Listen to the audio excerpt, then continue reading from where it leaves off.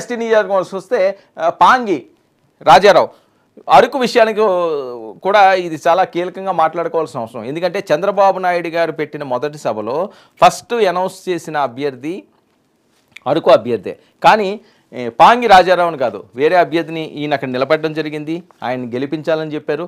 కానీ ఆ తర్వాత వచ్చిన పరిణామాల నేపథ్యంలో మరి ఆయన పక్కన పెట్టి రాజారావు మీదే ఈయన మొగ్గు చూపించారు చంద్రబాబు నాయుడు గారు. మరి అక్కడ ఎలా ఉంటుందో చూడాలి.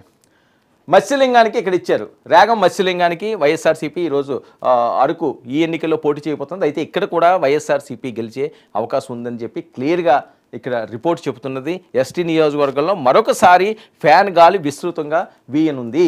ఇక విశాఖపట్నం విషయానికి వస్తే ఇది చాలా కీలకం. విజయనగరం, విశాఖపట్నం, శ్రీకాకుళం, విజయనగరంలో మనం చూసుకుంటే ఇప్పటి వరకు ఆ రెండు జిల్లాలకు సంబంధించి తెలుగుదేశం పార్టీ వైపే ఎడ్జ్ ఉంది.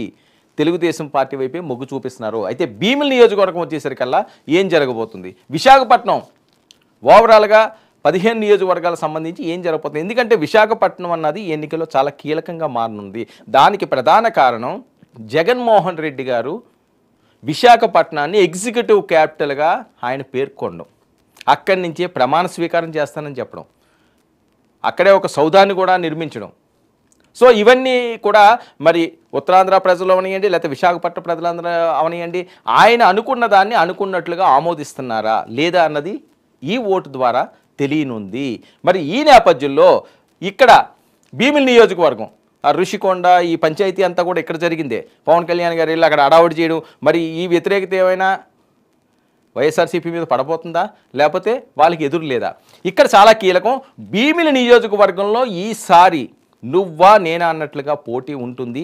ఇద్దరు సమర్థవంతమైన పొలిటీషియన్స్, ఫెయిల్యూర్ లేని పొలిటీషియన్స్ ఈసారి ఇక్కడ బరిలో దిగనున్నారు. వాళ్ళెవరో పరిశీలిద్దాం. భీమిలి గంటా శ్రీనివాసరావు అసలు అపజయం లేని వ్యక్తి. ఆయన పార్లమెంటుకు పోటీ చేసినా, అసెంబ్లీకి పోటీ చేసినా సక్సెస్సే. ఒక నియోజకవర్గంలో ఆయన ఎప్పుడు కూడా పోటీ చేయడు. నియోజకవర్గాలు మారుతున్నా సరే గెలిచి వస్తుంటాడు ఆయన. కానీ ఈసారి మరొకసారి, గతంలో భీమిలి నుంచి ఆయన ఎమ్మెల్యే కింద గెలిచారు, మరొకసారి భీమిల్లో ఎమ్మెల్యేగా గెలడానికి ఆయన ఎంచుకున్న ప్రాంతం ఇది. మరి భీమిల్లో మరొకసారి గంటా శ్రీనివాసరావుని గెలిపిస్తారా? అయితే గంటా శ్రీనివాసరావుకు ప్రత్యర్థి కూడా సామాన్యమైన ప్రత్యర్థి కాదు.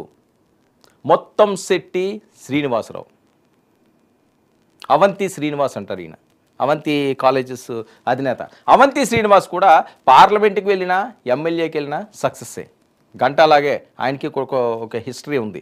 మంత్రి, సో మాజీ మంత్రులు ఈయన ముత్తంశెట్టి శ్రీనివాసరావు కూడా ఈయన ఒక మాజీ మంత్రి. ఆయన ఒకసారి పార్లమెంట్కి గెలిచారు. గంటా శ్రీనివాసరావు కూడా పార్లమెంట్కి గెలిచారు. అంటే మరి చూడండి ఎలా ఉంటుందో ఈ వారు. అసలు మామూలుగా ఉండదు, ఒక లెవెల్లో ఉంటుంది. సో ఈసారి మరి ఇక్కడ ప్రభుత్వం మీద వ్యతిరేకత ఉందా? ఆ భీమిలి వంశం అంతా రైస్ చేస్తున్నారంటే, రైస్ సర్వేలో చెప్పింది తెలుగుదేశం పార్టీ వైపే మరొకసారి భీమిలి ప్రజలు పట్టం కట్టపోతున్నారు, అటువైపే మొగ్గు చూపిస్తున్నారన్నది చెప్తుంది. మరి భీమిలి కూడా తెలుగుదేశం పార్టీ కైవసం చేసుకోబోతుందట. ఇక శృంగవరపుకోట